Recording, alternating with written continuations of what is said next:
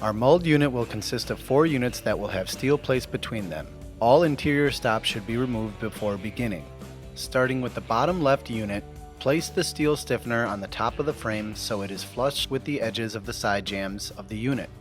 Next, determine the correct depth to locate the steel on the window frame. To do this, reference the installation instructions for proper placement. The countersunk holes in the steel mull stiffener should be visible if the steel is placed correctly. When the steel is properly located, attach the steel to the frame using the screw size specified in the instructions in the countersunk holes only. With the steel stiffener attached to the unit, use a 5/32 inch drill bit to drill through the head jamb that the steel is attached to. Use the remaining non-countersunk holes in the steel as a guide. This is where it is important to have the interior stops removed.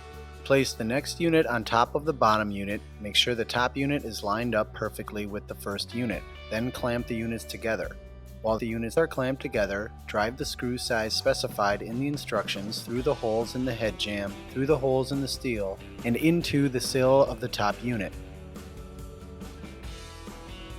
Repeat this process for the remaining 2 units so that you have 2 completed mull units.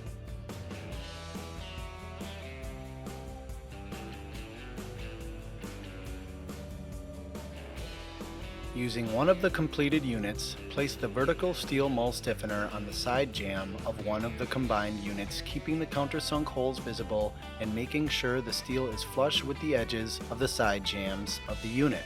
Next, determine the correct depth to locate the steel on the window frame. To do this, reference the installation instructions for proper placement. Make sure that the hole in the steel plate where the horizontal pin will be inserted lines up with the hole in the steel on the horizontal mull, so when the pin is installed, it fits into the slot in the steel. Secure the steel to the side jamb using the screw size specified in the instructions in the countersunk holes only. Using the steel as a template, drill through the remaining holes of the assembly using a 5/32 drill bit.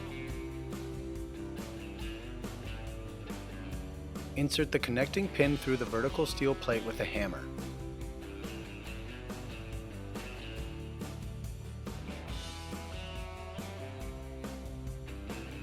Using the holes drilled, drive the screw size specified in the instructions back through the side jambs, steel, and into the opposite jamb. We will now install the 3S anchor.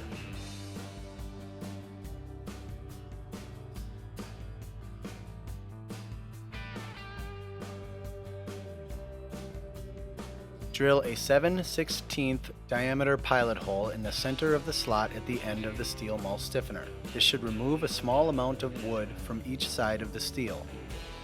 To locate the 3/16 inch thick steel anchor plate and the 18 gauge sheet metal anchor clip, insert the 1/2 inch by 1/2 inch flathead stainless steel bolt through the large center holes in each piece.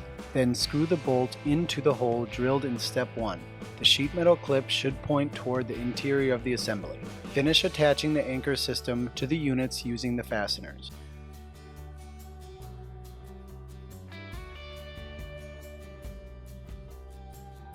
Install the assembly into the rough opening according to Colby & Colby installation instructions attached to the unit.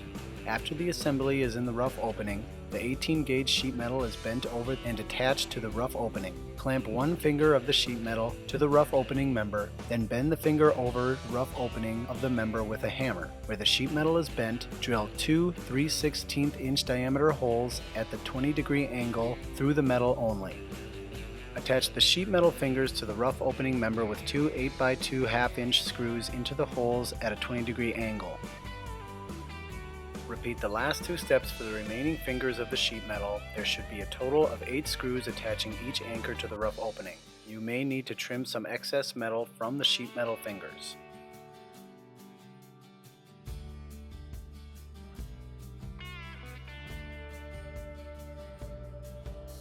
At this point, you can reattach the interior stops and replace the sash. For in-field assembly, full installation instructions including sealant application procedures and safety precautions must be followed. Each steel mull plate must have sealant applied to both sides of the plate, from top to bottom and side to side.